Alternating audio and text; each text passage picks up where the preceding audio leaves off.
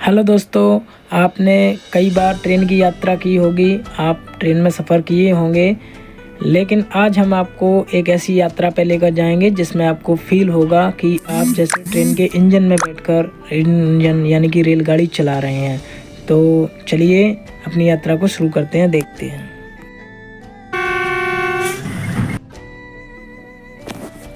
देखिए दोस्तों, अब हम बढ़ते जा रहे हैं और आपको भी ऐसा लग रहा होगा कि जैसे कि आप भी इंजन में बैठे हुए हैं, क्योंकि आपको बिल्कुल सामने का दृश्य दिखाई दे रहा है।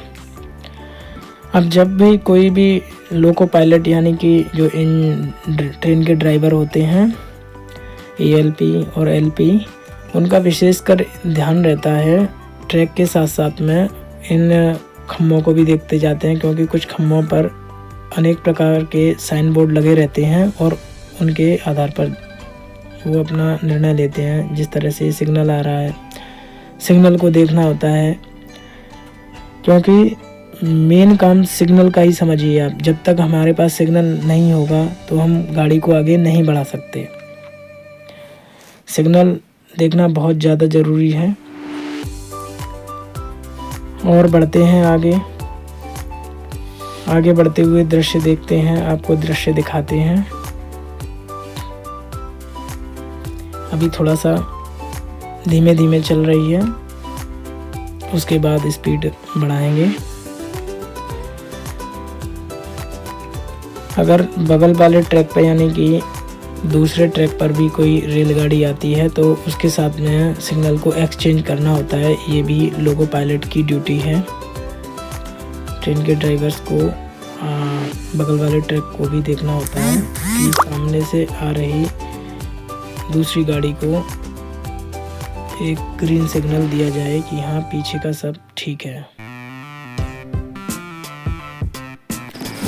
और देखिए दोस्तों, जैसा कि सामने ब्रिज आ चुका है और हम लोग ब्रिज में चल रहे हैं। ये ब्रिज को एकदम सामने से बैठकर जो नज़ारा दिखाई दे रहा है वह ट्रेन में अंदर बैठकर आपको नहीं दिखाई देता।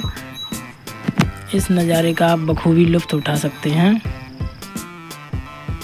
और इस प्रकार से हम ब्रिज को देखते हुए पार कर रहे हैं और ब्रिज पार करते ही हम ग्राउंड पर आ चुके हैं। और चलते हुए देखते हैं हमारे राइट साइड में एक दूसरी पटरी आएगी और वहाँ से हमें दूसरी एक रेलगाड़ी आती हुई दिखाई देगी, जिसको हमें सिग्नल दिखाना होगा, अर्थात सिग्नल एक्सचेंज करना होगा उस गाड़ी के साथ में, जिसे आप मेरे साथ में देख पाएंगे। जैसे कि देखिए, ये हमने ग्रीन अपना झंडी लिया और हरी झंडी दिखाते हुए हम इस ट्रेन को दिखाएंगे। इस प्रकार से सिग्नल एक्सचेंज की प्रक्रिया दो ट्रेनों के मध्य होती है। इस प्रकार एएलपी अपनी पूरी ड्यूटी करते हुए चलते हैं। जब एएलपी या एलपी अपनी ट्रेन चलाते हैं तो उनका पूरा ध्यान इसी प्रकार के नियमों पर रहता है। और इस प्रकार रेल के सभी नियमों का पालन करते हुए हमारे एएलपी और एलपी अपनी गाड़ी को आगे बढ़ाते जाते हैं। अब हम आगे बढ़ते हुए जा रहे हैं अपने सिग्नलों को देखते हुए। जैसा कि ये हमें येलो सिग्नल मिला है।